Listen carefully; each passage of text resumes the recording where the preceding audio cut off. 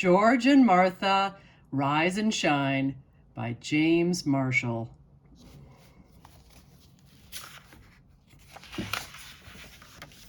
About two fine friends. Story number 1, The Fibber. One day, George wanted to impress Martha. "I used to be a champion jumper," he said. Martha raised an eyebrow. "And," said George, "I used to be a wicked pirate." Said Martha.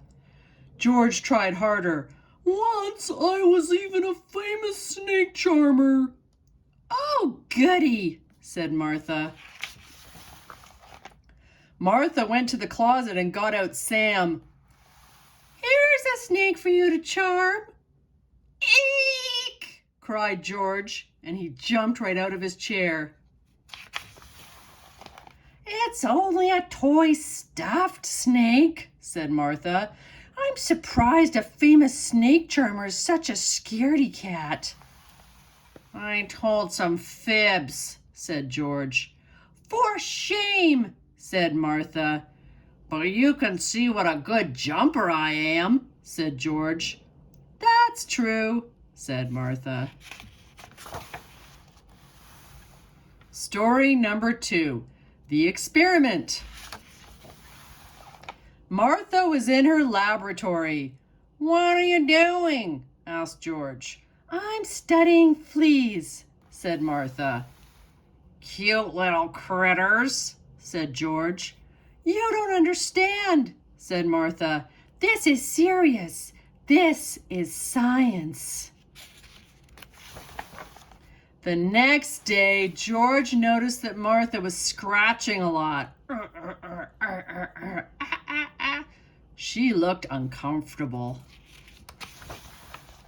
George bought Martha some special soap. After her shower, Martha felt much better. "I think I'll stop studying fleas," said Martha. "Good idea," said George. "I think I'll study bees instead," said Martha. "Oh dear," said George. Story number 3, The Picnic. One Saturday morning, George wanted to sleep late. "I love sleeping late," said George. But Martha had other ideas. She wanted to go on a picnic. "Here she comes," said George to himself. Martha did her best to get George out of bed. "Picnic time," sang Martha, but George didn't budge. Martha played a tune on her saxophone. Da da da da da da da da da da. George put little balls of cotton in his ears and pulled up the covers. Martha tickled George's toes. "Stop it," said George. "Picnic time," sang Martha. "But I'm not going on a picnic," said George. "Oh, yes, you are," said his friend. Martha had a clever idea. "This is such hard work," she said, huffing and puffing. "But I'm not going to help," said George. "I'm getting tired," said Martha. George had fun on the picnic. "I'm so glad we came," said George. But Martha wasn't listening. She had fallen asleep. Story number 4, The Scary Movie. Martha was nervous. "I've never been to a scary movie before." "Silly goose," said George. "Everyone likes scary movies." "I hope I don't faint," said Martha. Martha liked the scary movie. "This is fun," she giggled. Martha noticed that George was hiding under his seat. "I'm looking for my glasses," said George. "You don't wear glasses," said Martha. When the movie was over, George was as white as a sheet. Hold my hand, George said to Martha. I don't want you to be afraid walking home. Thank you, said Martha. The last story, The Secret Club.